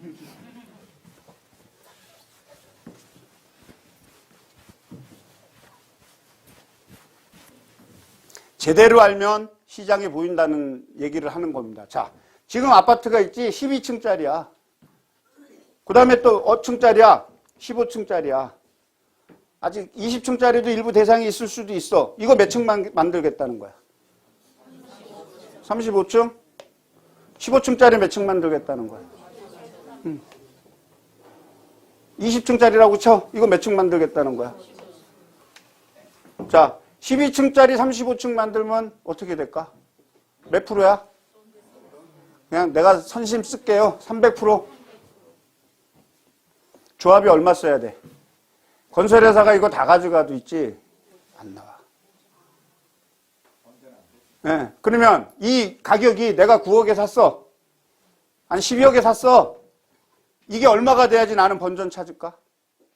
이제는 뭐냐면 아까처럼 나한테 돈 주고 1 플러스 1이 아니야. 1 플러스 1이 아니고 뭐를 내는 거야 내가 지금? 추가 분담금을 내지. 추가 분담금을 왜 내는 거야? 추가 분담금을 왜 내는지 우리가 한번 생각을 해보자. 왜 내요? 사업이 잘 되는데 낼까? 안 되지. 사업이 안 되고 돈이 부족하니까 내는 거지. 근데 그거를 커버시키려면 있지. 가격이 어떻게 돼야 돼? 올라가야지. 근데 왜 사? 자, 여러분들이 답했지. 근데 있지. 이게 얇아지는 거야. 1억 벌었대. 5천만 원 벌었대. 근데 그게 재건축이 실현됐습니까? 안 됐잖아. 아무것도 안 됐는데 올라갔지. 뭐냐면 찻잔 속에 태풍이 부른 거야. 우린 그거라고 얘기해. 여기는 뭐야? 비눗물이야. 그리고 거품이 불면 어떻게 돼? 버블링이 되지? 훅 불면 어떻게 되죠?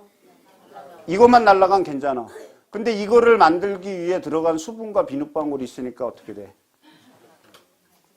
재건축의 열붕이 사업 시행으로 이어지지 않으면 이런 현상이 생기는 거예요. 물론 개중에 모든 지역이 다 그렇다라는 건 아니에요. 근데 12층과 15층의 재건축에 우리가 아무도 얘기해 주지 않는 진실 중에 하나가 이거야. 어디서 들어보셨어요? 사라고만 하지. 내가 여기 재건축하려고 그러면 사라 그래야지 여러분들 뭐 이렇게 하지. 그렇잖아요. 근데 투자도 좋아. 내가 1억을 벌어 10억을 투자해 갖고서 1억을 벌어도 투자 행위잖아요. 10% 이익이 나고 난 그거에 만족하면 해피한 거야. 그러니까 행위는 할 수 있어. 그렇지만 한 번쯤은 뭐를 해봐야 된다라는 거야? 계산을 해봐야 된다라는 거지. 계산. 계산이 바로 무슨 행위니까? 경제적 행위니까 그래요. 자, 그래서 12층, 15층, 20층 안 되는 거야. 근데 우리 강남구청의 그 유명한 누구는 고재풍 박사는 뭐만 하고 찬란하게 명성을 얻고 가셨죠? 은퇴하셨단 말이야. 뭐만 하고 강남, 저기 잠실, 반포 우리 5층 저개발, 저밀도 개발을 성공리에 끝냈단 말이에요. 근데 이제 남은 건 뭐야? 중고밀도가 남아있는 거예요. 여러분들이 지금 투자 대상으로 삼는 거는 중고밀도예요. 그러니까 중고밀도에는 무엇이 가장 중요하냐면 사업의 진행 속도,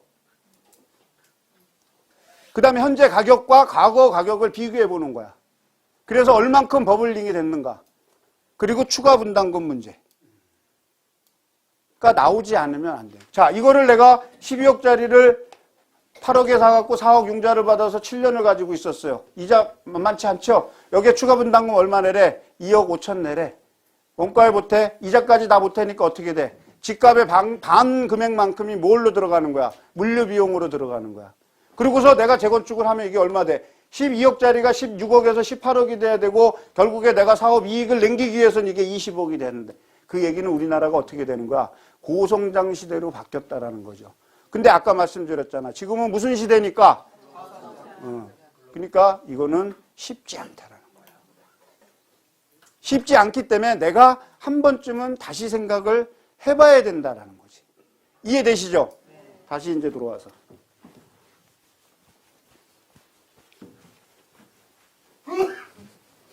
그래서 뉴타운 정책이 실패로 돌아갔습니다. 그건 당연히 실패라고 봤고 그 실패가 돼서 그렇게 되다 보니까 이제 우리들 마음속에는 뭐가 있냐면 정부 정책도 믿을 수가 없구나. 그죠? 근데 이제 한번 생각해 보자고요. 이제 부동산 가격이 떨어지면 정부는 어떤 대책을 만들까? 아니가 건설 경기를 부양해. 근데 어떻게 부양할까? 제가 말씀드리는 건 수단과 방법이 있을까라는 얘기를 하는 거예요. 2017년 한국은행에서 대한민국에 무엇이 가장 염려되십니까? 라고 얘기를 해서 금융 리스크 질문을 했더니 1번이 뭐냐 하면 가계부채야. 가계부채가 1300조를 지금 넘어섰어요. 가계부채가 증가할 수밖에 없는 이유를 제가 말씀을 드리는 거예요. 자, 2014년 정확한 숫자는 기억이 안 나는데 약 100만 가구가 팔렸어요. 그 다음에 2015년 115만 가구가 팔렸습니다. 그 다음에 2016년 약 100만 가구가 팔렸어요. 이 중에 2015년에 한 48만 가구, 그 다음에 2016년에 50 몇만 가구가 팔렸고, 이때도 한 40 몇만 가구가 아파트입니다. 근데 아파트는 무엇을 전제로 해서 우리가 집을 사죠? 대출을 받잖아. 그 대출을 뭐라 그래? 집단대출. 집단대출을 받죠? 이 집단대출이 무엇에 빠졌냐면, 이 가계부채 정상화 정책에서 집단대출이 빠진 거예요. 그러니까 집단대출로 집을 사는 거는 하는 거야. 그러니까 돈 없는 분들이 70%까지 대출을 받아서 사는 거예요. 이게 가계부채 증가의 가장 큰 요인입니다. 근데 보세요. 2014년에 내가 대출을 받았어. 2014년에 대출을 받았으면 그걸로 끝날까? 내가 입주할 때까지 6개월에 한 번씩 대출을 받죠. 집단대출, 중도금 들어가야 되잖아. 중도금, 6차 중도금까지 들어간 다음에 잔금이 들어간단 말이야. 그래서 보통 2년 반에서 3년을 쓰죠.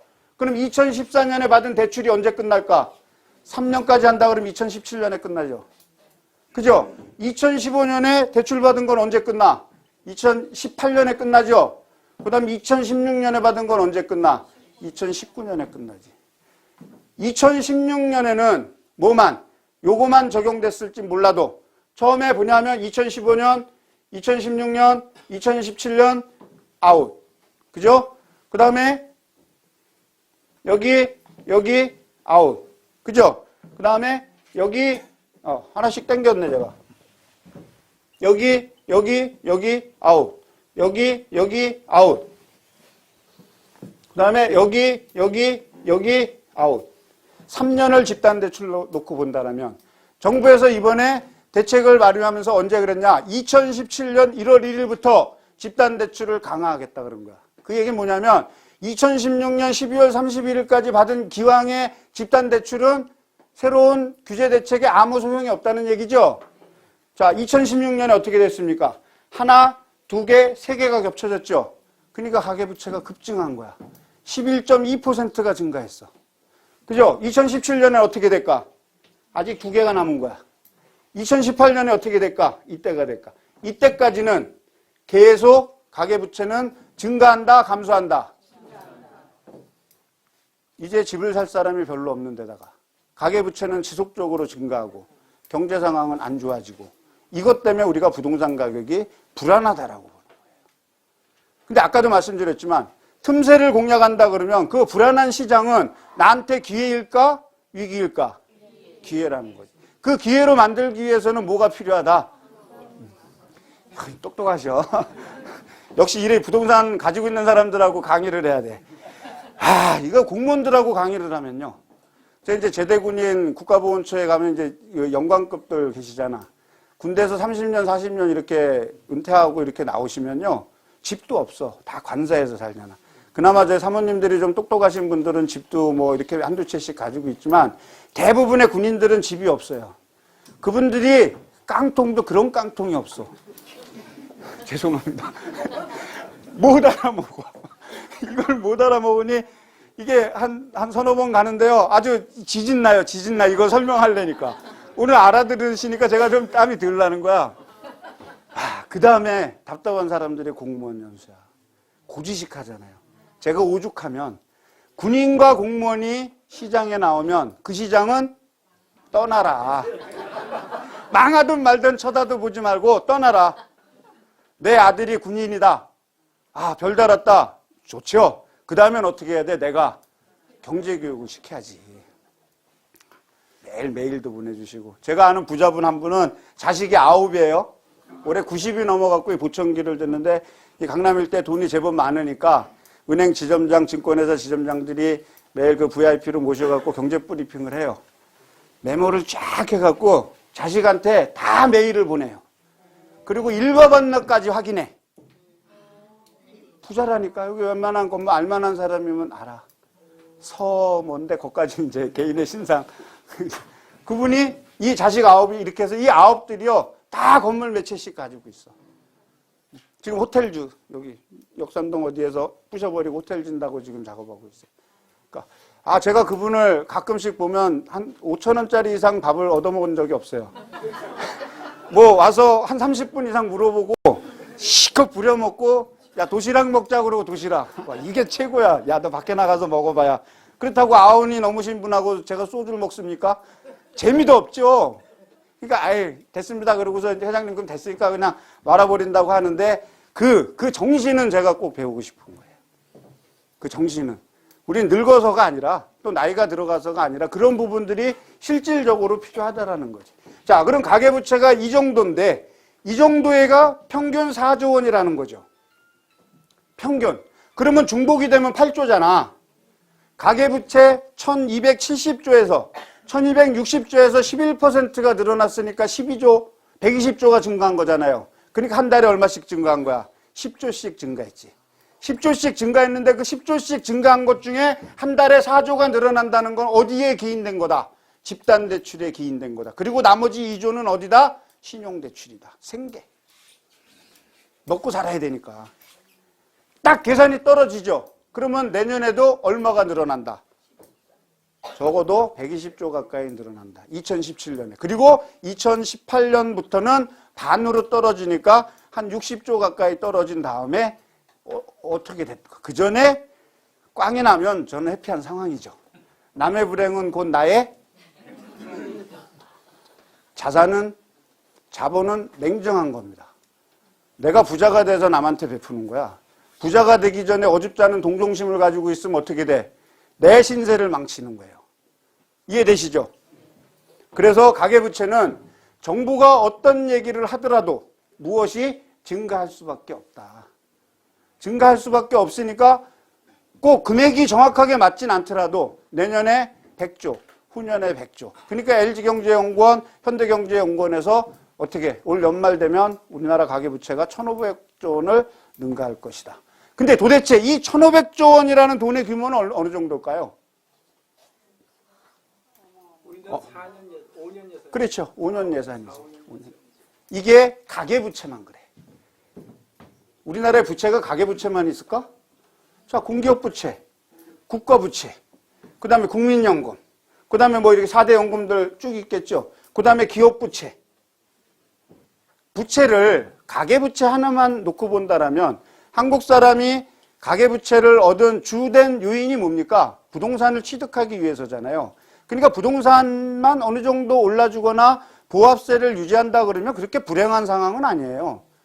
이게 변동이 있으니까는 문제가 있고 금리 인상에 이제 문제가 됐고 그렇게 된 가계부채의 대부분이 저금리에서 인발부가 됐다라는 게 문제지 경제행위를 하는데 뭐 부채를 일으켜서 한다 그게 나쁜 건 아니잖아요. 그죠? 우리가 레버리지라고 하나의 투자의 기법으로도 인정한다라는 거지. 그러니까 그게 나쁘진 않은데 부채의 질을 한번 생각해 본다라면 가계부채와 또 하나 한국은행에서 지금 우려하고 있는 거는 자영업자 부채라는 거죠. 제가 이제 외환은행 본점 강의를 이제 명동에 있잖아요. 을지로 입구에서 이제 내려서 5번 출근하고 외환은행 본점 있잖아요. 그 외환은행 본점에서 이제 강의를 가면 그 주변에서 이제 식사를 해요. 식사를 하는데 대구탕 값 한 그릇이 27,000원이야. 그러니까 이제 제가 강의를 가면 이제 은행에서 이제 나와서 밥을 사주잖아요. 또 제가 그 밥 먹으면 제 돈 내고 밥 먹고 강의하기는 좀 기분도 그렇고 항상 또 맞이를 나와야 또 기분이 좋잖아. 이제 가서 먹으면 어떨 때 세 사람 나오면요 10만 원이야. 부담스러워. 몇 번 그러니까. 자주 가는데 아직 나오지 말라고. 그거 뭐 공비로 처리하면 그래도 그거 나오지 말. 뭐냐 하면 그렇게 올랐어. 왜 올랐을까? 응? 임대료가 올라서 그런 거야. 자, 명동이 리모델링 되고 명동이 장사가 잘 된다 그러니까 어떻게 어마어마하게 올라갔지. 제주도 칠성시장 아시죠? 그 칠성시장에 딱 가면 금강제화가 하나 있고 LG 화장품이 있어. LG 화장품 그 가게 한 달 월세가 2,400만 원이야. 거기 제주도가. 그러니까 임대료가 그렇게 올랐는데 뭐는 오르지 않은 거야. 뭐는. 거기에 오는 소비자는 증가하지 않는 거야. 중요한 거는 임대료가 올라간 것만큼 사람이 많이 와주면 얼마나 좋겠어요. 그죠? 그렇게 돼야지 내가 임대료를 내고 남는 게 있어. 근데 이제 그 임대료를 못 내니까 전통상권이 죽는 거야, 명동에서도. 그 전통상권을 기회로 갈아엎은 다음에 뭐가 들어와? 거기에 무슨 갈비 그 큰 거 있잖아. 그거 갑자기 생각이 안 나는데 이런 것들만 들어오는 거예요. 그러니까 우리는 뭐만 먹어라? 쩡크만 먹으라는 거죠. 그러니까 점점 임대료는 올라가는 것만큼 무엇이 자영업자들은 자꾸 죽는 거예요. 임대료 감당을 못해. 그러니까 임대료 감당이 못한다라는 얘기는 자영업자 부채가 증가하고 있다는 거죠. 현재 자영업자 부채가 500조가 넘어요. 확인된 부채만 500조가 넘어. 이 중에 자영업자 부채와 그 다음에 가계 부채를 중복 채무자들이 있잖아요. 다중채무자. 이 사람들을 우리가 이제 취약계층이라고 얘기를 하는 거예요. 한 10% 가까이 되는데, 금리나 이런 것들의 위기 상황으로 만들어진다라면 그런 부분들로부터 촉발이 되는 거지. 자산이 많고 안정적인 사람은 아까도 말씀드렸지만 아무 상관이 없다니까. 뭐냐면 우리가 뭘로 설명할 수 있냐. 야, 한국 경제가 그렇게 어렵고 맨날 사업도 망하고 기업도 망한다는데 어떻게 인천공항에서 수백만 명이 나가. 그렇잖아요. 대한민국에 5천만 명 인구로 따져갖고서 5%면 얼마입니까? 250만 명이야. 250만 명이 1년에 2번 나가면 어떻게 돼? 3번 나가면. 그러니까 공항에 나가는 숫자는 허수라는 거예요. 그리고 어쩌다가 또 자식이 보내줄 수도 있잖아. 그게 한국 경제의 가능을 해주는 결정적인 요인은 아니라는 거죠. 자, 결국에 부채 규모가 이렇게 확대된다 그랬을 때에는 우리는 무엇을 포인트로 보면 될까요? 정부 정책의 한계가 왔고, 그 다음에 가계부채가 견인이 돼서 이 가계부채로 인해서 꼼짝할 수 없는 가계를 대비한다라면 정부 정책이 먹힐까요? 먹히지 않을까요? 백약이 무효일 경우가 있다라는 거야. 그게 여러분들 입장에서는 뭐야? 어려운 게 아니라 그 상황이 이제 만들어질 거라고 예측을 한다라면 그 상황이 나의 투자 포인트잖아. 자, 강의 이제 마지막으로 광기와 패닉에 대해서 제가 잠깐 말씀을 드리겠어요. 아까 중간쯤에 말씀드렸죠. 나는 천체의 운동을 계산할 수 있어도 인간의 광기를 계산할 수 없다. 라고 해서 광기와 패닉에 대해서 한 5분에서 10분 넘어갈 것 같은데 괜찮죠? 네. 원래 이것만 은행에서는 6시간을 합니다. 이 그래프로만. 근데 이제 지금은 이제 간단하게 해야 되니까. 자, 제가 이제 여기는 거래량이고 여기는 가격이에요. 자, 가격과 거래량을 여러분들이 지금 알고 있는 시장, 임대시장이든 매입시장이든 다 좋아요. 지금 가격이 떨어진 상태에서 거래량이 늘고 있나요?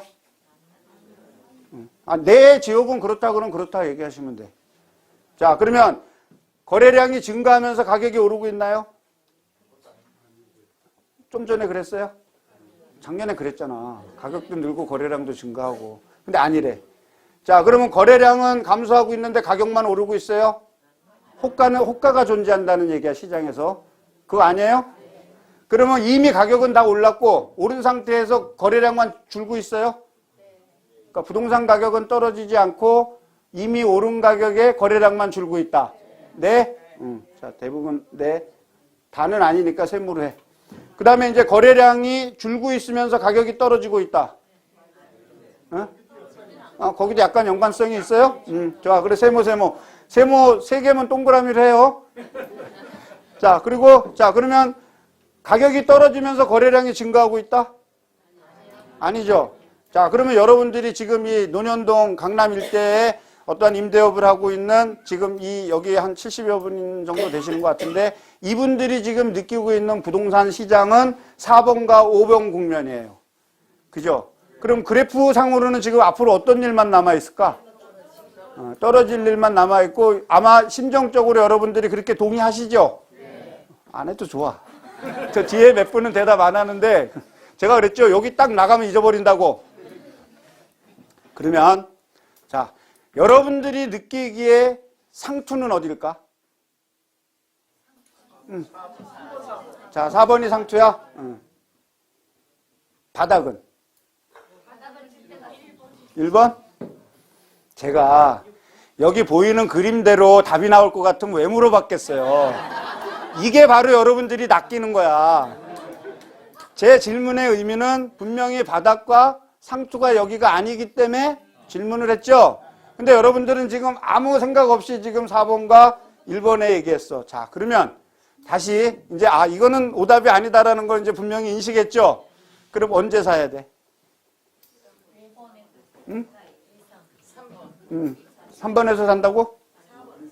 4번에서 사? 사는 거? 어? 자, 좋아. 그러면 말이 많으니까 6번, 5번, 4번. 자, 6번이 한 3분의 1.7. 그 다음에 5번이 3분의 1. 나머지 무응답. 자, 그럼 언제 팔아? 3번에? 몇 번? 3번? 자, 그럼 3번. 4번. 그러면 나머지는? 제가 이제 여러분들을 이렇게 봤더니 사는데 별 재주 없으면서 더럽게 욕심만 많아. 그게 답이야. 그러니까 내가 사는 재주도 키우고 더럽게 욕심만 많은 게 아니라 실천으로 옮겨야죠. 그래야 내가 부자가 되지. 그러니까 이제 시각 조정을 한번 하자고. 자, 아까 감으로 말씀하신 분이 얘기했잖아. 4번에서는 뭐야? 거래량이 줄어들면서 가격은 떨어지지 않으니까 안 팔리지. 그럼 파는 사람 입장에서는 뭐예요? 이 가격을 받고 싶지. 받고 싶은데 투자라는 거는 아까 제가 말씀드렸지. 사는 거보다 뭐가 더 중요하다? 파는 게 더 중요하다. 그죠? 그러면 거래량이 지속적으로 줄어들고 있는데 가격이 움직이지 않는다라는 건 시장의 현재 반응이 어떻다? 가격이 떨어지기를 기다리고 있다는 거지. 매수 대기자들이 증가하고 있다는 얘기잖아요. 그때는 거래 채택이 안 돼. 근데 이제 이렇게 버티는데 부채가 증가하고 뭐가 증가하다가 보니까 어떻게 돼? 꼭지점이 찍혀갖고 이제 부동산 가격이 떨어지잖아. 그죠? 근데 여러분들은 지금 여기가 상투라 그랬잖아. 여기가 상투가 아니라고. 자, 봐요. 상투라는 건 뭐야? 우리가 상투에 가고 있다라는 거는 버블링이 극대화되어 있다라는 거죠. 버블링이 극대화되어 있다라는 거는 내가 물건을 내놓기가 무섭게 나간다라는 거지. 근데 여기는 지금 어떻게 됐어? 안 나가니까 거래량이 지속적으로 줄고 있는 거잖아요. 그러면 가격이 오르면서 거래량이 증가하다가 순간적으로 꺾인 점이 있죠. 그 점이 어디야? 3번과 2번 사이잖아. 그러니까 여기가 상투라고. 그럼 이제 눈치 빠른 사람은 알아들으셨어. 그러면 바닥은 어디야? 반대에 이게 어느 점이니까? 자, 가격이 떨어지면서 계속 거래량이 줄어든다라는 얘기는 뭐예요? 버티고 있다라는 거지. 누가? 다중채무자들이 부동산을 처분하기를 버티고 있는 거야. 잘못된 버팀이지만 계속 가격이 떨어지면 어떻게 돼 이제? 큰일 났다. 나는 이제 뭐만 없으면 살아. 빚만 없으면 살아. 내가 길거리에서 포장마차에서 살더라도 뭐만 없으면 살겠다. 매달 나가는 이자만 없으면 살겠다라는 포인트가 여기에요. 그래서 우리가 이거를 뭐라 그러냐면 손절매 포인트라고 얘기하는 거예요. 우리가 부동산을 얘기할 때 왜 광기와 패닉이라고 얘기하는 거예요.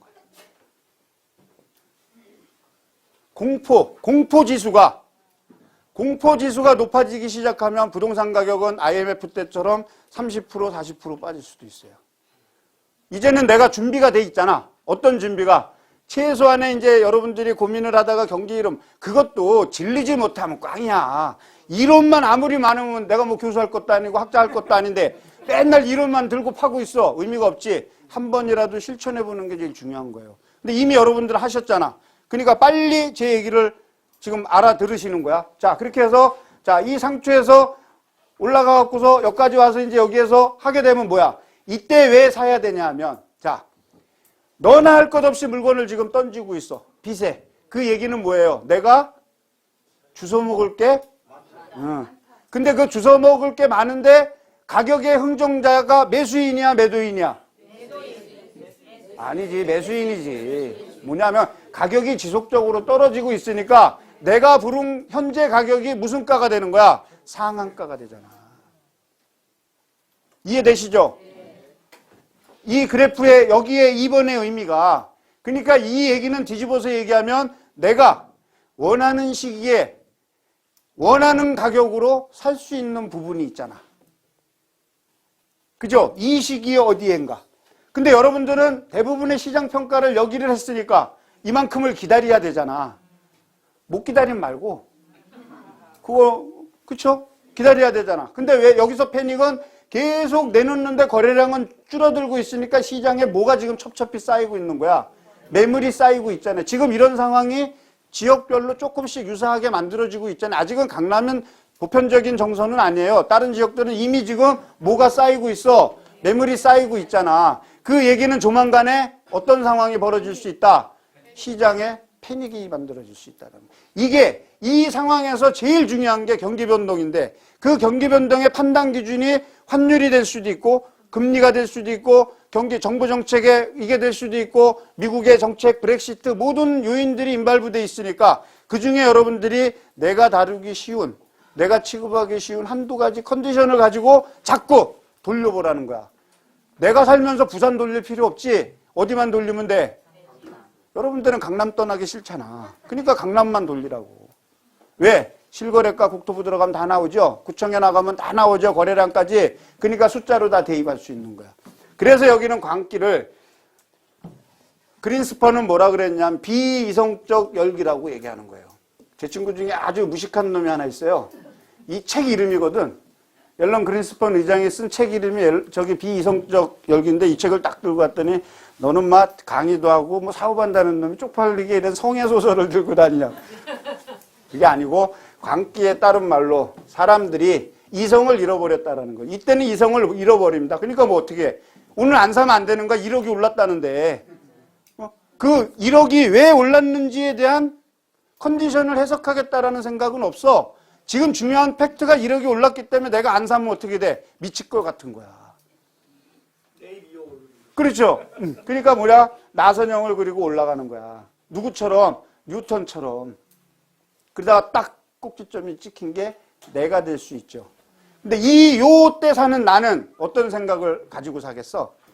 야, 내가 이거 3억 더 비싼 거 하고 내가 지금 분양권을 3억을 더 주고 사는데 이 3억을 살 때는 내가 살겠다는 생각일까요? 3억 5천에 팔겠다는 생각일까요? 그러다가 내가 탁 낚이는 거야. 그래서 바보가 더 큰 바보를 기다리고 있다라는 거예요. 그래서 이거를 우리가 뭐라 그러냐면 더 큰 바보 이론이라고 그러는 거예요. 경제학 용어입니다. 여기에는 그 상황이 벌어지고 이 패닉 상태로 만들어진 이 포인트를 우리가 뭐라 그러냐면 민스키 모멘트라고 얘기하는 거예요.